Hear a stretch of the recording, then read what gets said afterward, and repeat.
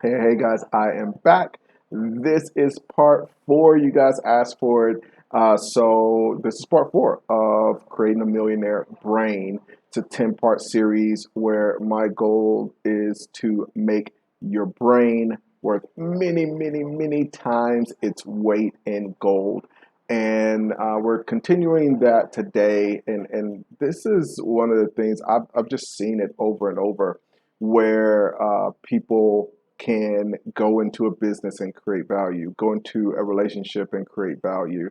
And a lot of that is based on the way that they think. You know, we've all been there. We've grown up, and I would see my dad who was like working, hustling just to kind of barely scrape by. But I was fortunate enough to go to a school where a lot of my friends' dad would show up in the middle of the day on a Wednesday in their Range Rover to chill out and have lunch with everybody, or take us all out to lunch. I'm like, dude, like, what in the world? You know, these guys live in a mansion. He's got this Range Rover. Like, just come from money. Where does this come from? How does this work? And in some of the cases, I would literally ask my friends. You know, I've got a great friend, Brown, who, and I found out what his dad did. His dad freaking owned, started from nothing. I'm like, surely, like, the way that y'all got all this money is it was passed down or something. But his dad had started a little small bank. I'm like, how does that work? And I remember making a trip to Memphis because I had to meet his dad and understand.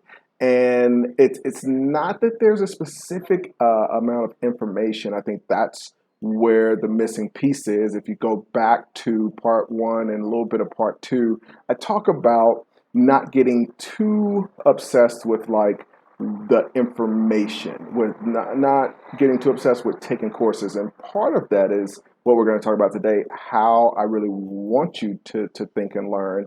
And the other part is it's really more about who you become. And I know we've heard that in different ways, and hopefully this is a different angle that gives you a little bit more insight than just saying like, oh, you have to become the kind of person that attracts millions or whatever the case may be. But it really is about how you think and not what information is in your head. So let's jump into this. You know, one of the things when it comes to you go all the way back, you look at how Neanderthals thought, look at how cavemen thought, you fast forward to modern day geniuses like Leonardo da Vinci, and the thing that allowed them to grow and progress, not just themselves, but literally humanity forward, were two questions that were always being asked. Literally in the caveman drawing, like they were trying to figure things out, like simple things like, what is the sun? You know, is this a god? You know, that comes up, it gives us all of the things that we need, and helps the crops grow and all of this. So what is that thing? You know, why does it come up? How does it work? And I think it's funny, even just breaking that down. When you have this, one of the greatest biographies you can read is Leonardo da Vinci. I think he's a great person to follow because it's somebody who doesn't think in simplistic forms, and I think that a lot of us, even as simple today, is like, oh, the sun is coming up, and we don't think in terms of, okay, like the sun isn't rising. You know, there's a lot of just simple things that it's not about like realizing that the sun isn't rising that it's going to change your life. It represents how you see the world. And are you seeing the world through factual eyes of like, this is actually what's happening? Are you seeing the world through conventional eyes of, we're taught that the sun rises? Well, we know in the back of our heads that the sun doesn't rise, that, we're going around the sun and all this. But I think the more that you are seeing the world, and this is something Da Vinci was very intent on, and I think is just helps you to start to think in a different way. But it's looking at the world of like understanding the mechanics of really what's happening. Like, oh, okay, and then you're asking yourself like, okay, well, why do birds chirp in the morning? And you hear, you wake up, you hear the chirp, and that becomes a natural thing of, again, asking that why and asking that how, because once you're asking the why and how, and you really go and you look at that and you have factual information, it becomes just how you operate. And that's how you learn the real things that you need to figure out in order to have a really successful business. You're just always asking why. You're always asking how. And sometimes that's just how can that be improved? And you look at most of the businesses, it comes from that kind of thing. You know, even Mark Zuckerberg, he's like, okay, how can I make my dating life easier? And comes up with the behemoth that is Facebook. And it's those kinds of things where you're questioning. Now, the normal person would say, oh, like you want to make your dating life better. Well, you should go and work out. Like, look at you, dude. You're scrawny. You know, you're not very attractive. Maybe try a new haircut.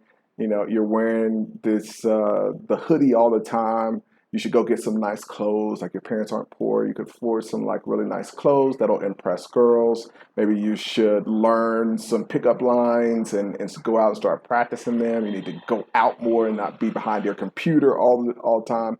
And instead of taking on those conventional ideas, it's like, no, forget all of that. How can I do this in the most efficient way and leverage who I am, leverage my talents? And once you start seeing the world that way and asking how and why to the most simple, basic things that we're taught, that's what will allow you to see opportunities. It'll allow you to be even once, because this isn't just about getting into a business or getting a certain amount of money.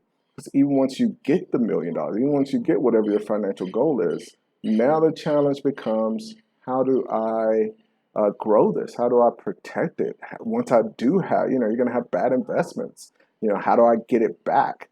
And you need a brain. If what you've done to get that money, the only skill set that you had was you took a drop shipping course, and now you knew how to do that. Well, guess what? What happens when drop shipping is no longer a thing? Or what happens when you make the money and now you've got to go invest it? And so it comes down to um, how and why, and thinking through that, and being able to be that creative thinker to come up with the answers. And you only do that by just, and that's the brilliant thing when you look at a Da Vinci, is that it wasn't just science, it wasn't just biology, it wasn't just studying animals, it wasn't just mechanics, it wasn't just business. It was like every single thing. This guy is breaking it apart. One of the things that I remember doing that frustrated my parents to no end.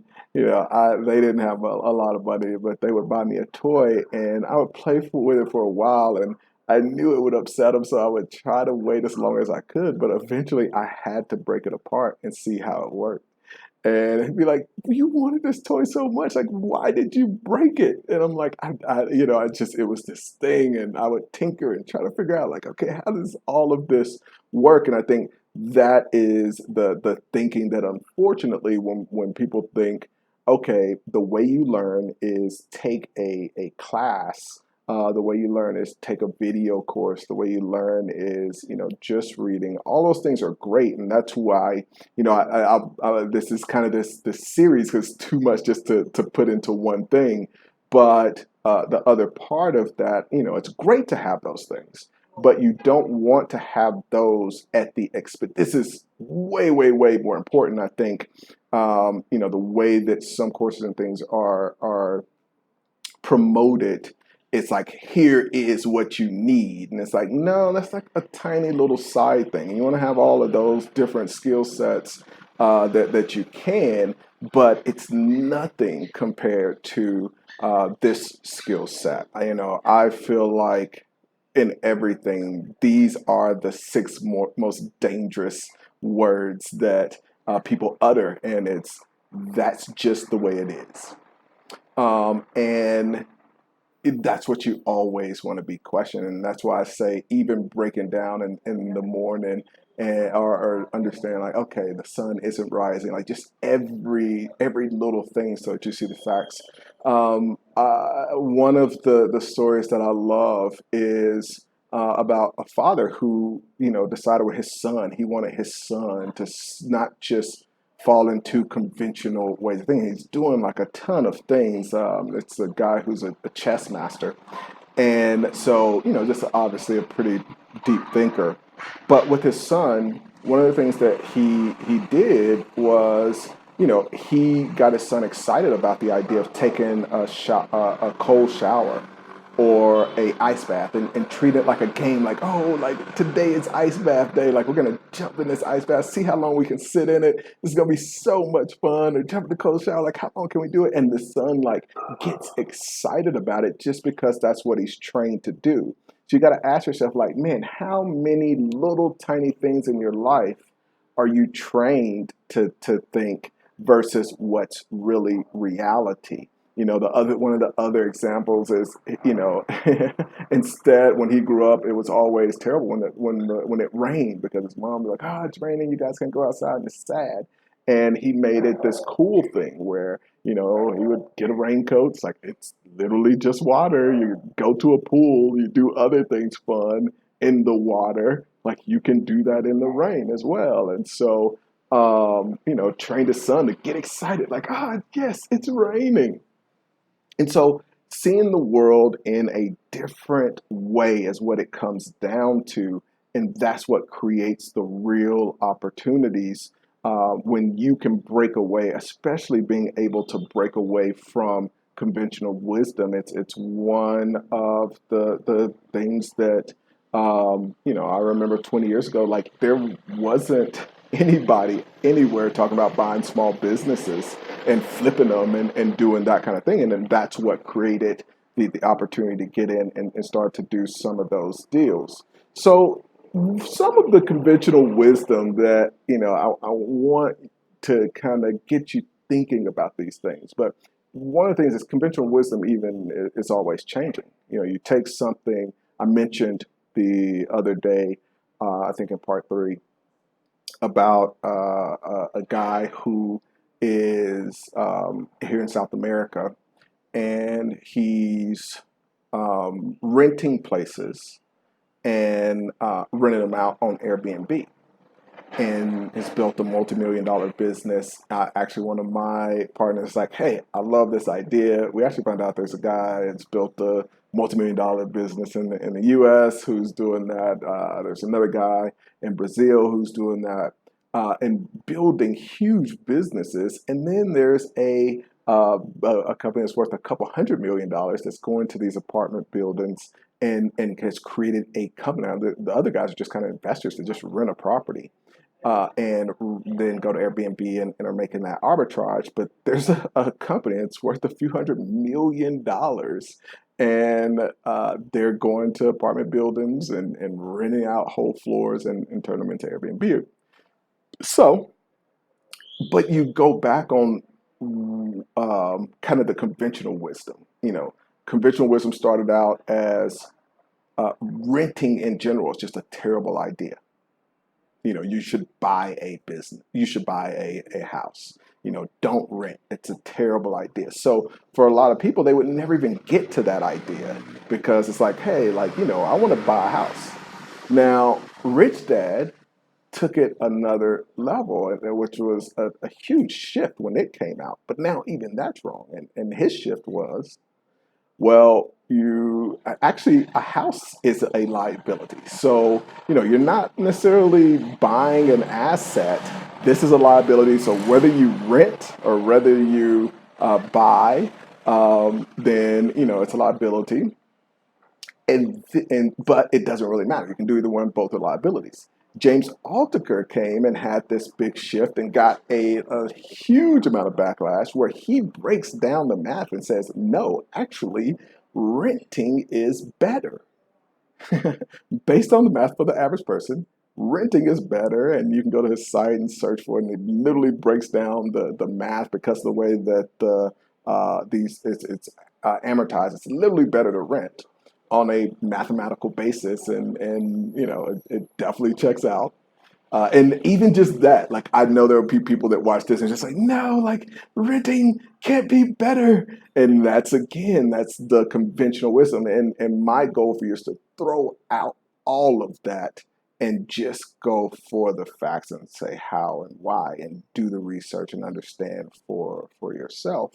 So it goes from the conventional wisdom to Rich Dad mind shift to James Altucher mind shift to a whole nother mind shift, which is you can build you could build $1 billion business, which is kind of the path that a couple of these folks are on, renting places.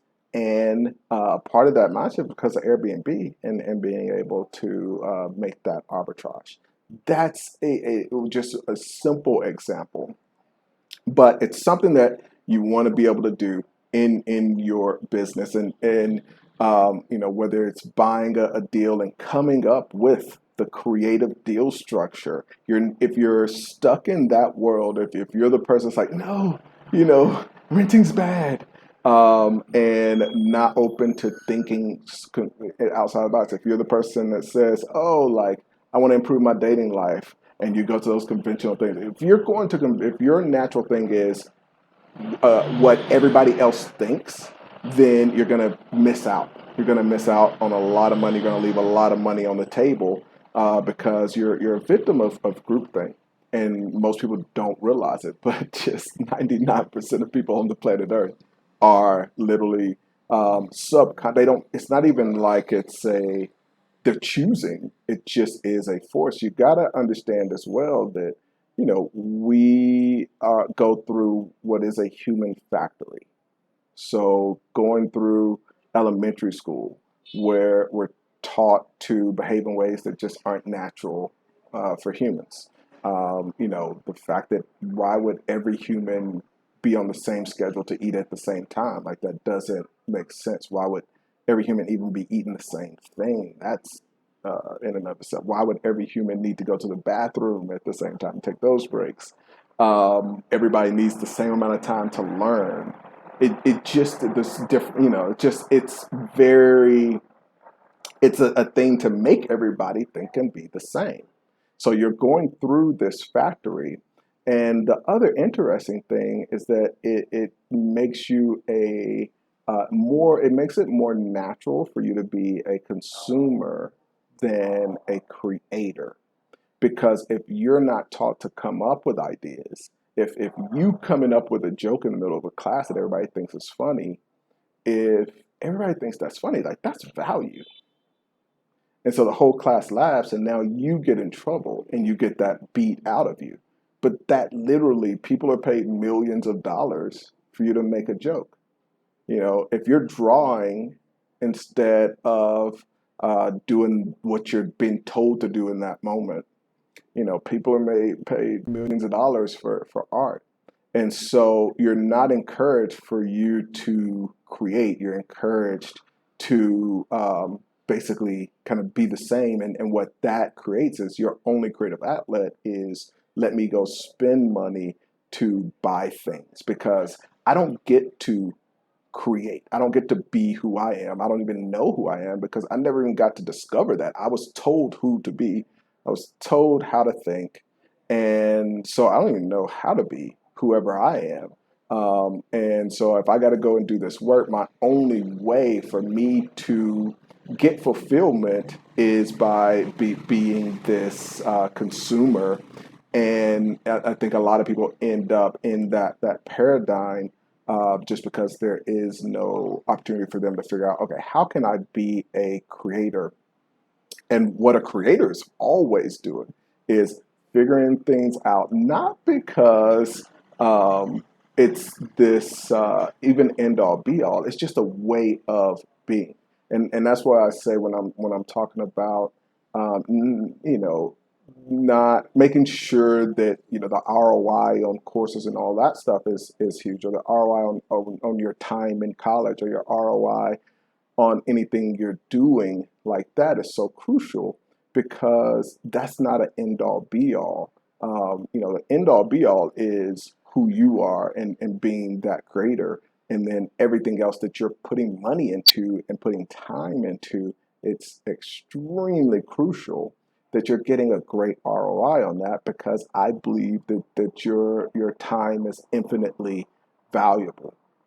So This is, again, it's a little bit of a different kind of just going down to the foundation of who you want to become. But you start to think of on the concept of creating a great ROI on time. Sometimes it's not even about paying to learn. Just imagine if somebody spent 4 years and they became, instead of paying a school a bunch of money, they took out debt and just paid themselves or paid their bills. And they became an expert on every successful company traded on the stock market. They understood the strategies they were implementing. They studied the quarterly reports. They listened to the calls, and they just became this wealth of information. They were able to be able to compare different businesses and strategies. Like that would be a person of huge value. It's a lot of what I train the clients in our programs is, man, there's a tremendous amount of value just to be able to learn what all of these successful businesses are doing that we don't end up buying so that we can bring those strategies into the businesses that are in the portfolio. Um, so the key, but you're thinking, where could I get information that is going to be valuable and invest the time in learning that, as opposed to even when it comes to information, what we're taught is, the way that you learn is by becoming a consumer and buying that ability to learn. And that's not a terrible thing. But the first goal is that you're just a natural Da Vinci. You're somebody who is looking at the world. We carry these things around with us all the time. Like the amount of time that we spend with phones and on phones and screen time and all that it's honestly scary for a lot of other reasons. But for the average person, they never take the time to research, like, how does this phone work? How does the company that sold me this phone, like, who are they? How does that work? How does the service provider, what does the company look like behind that? What is the tech like? All of those things where a creator is just going to ask those things and figure those things out. And that just is because of who they are, who they've trained themselves to be, and how they've trained themselves to think. So go out. That's going to be kind of the call to action after this video is start asking yourself those random questions that seem random to everybody else. How does this car work? What is the combustion engine? What exactly is? And a lot of times we have the general concepts, but we don't know exactly how things function. And it's just to everything that you're coming in contact with, just to understand, what is this? How does it work? Who's the company behind this? How does that company work? How profitable is it? What are their strategies? How they convince me to buy this? Or, why did I decide on Verizon instead of T-Mobile? Just really just how and why. And that's going to be something that's valuable once you own a business, because you're going to be able to analyze your competitors from a totally different perspective and always stay a step ahead of anybody. It's going to help you when you're negotiating deals if you want to buy a business. It's going to help you when you're working with investors and structuring the right return for them. It's going to help you when you want to do joint ventures. That's something that a lot of folks ask, like, how can I structure a joint venture? And every one of them is going to be totally different. And it's not until you get to the point that you're thinking like this that it becomes easy to come up with those deal structures. Thanks so much for checking out the video. This is valuable. I know it's a little bit different content. Be sure to subscribe. Keep the comments coming. Let me know what you guys think and any questions that you have. There are still 6 more parts to this. That's kind of my framework for how I think about, making your brain, your being more valuable, getting the highest ROI on anything you put your time and brain energy and, psychic RAM, like we talked about in the last video. But getting the greatest ROI and IRR on your time, your efforts, your energy. And I think that's why, my friend's dad could come to lunch in the middle of the week in his Range Rover and take us all out. And my dad could barely make it yeah, literally couldn't come and pick me up even at the end of the day. So that's what I want to get you guys thinking like. Thanks so much. Talk to you soon.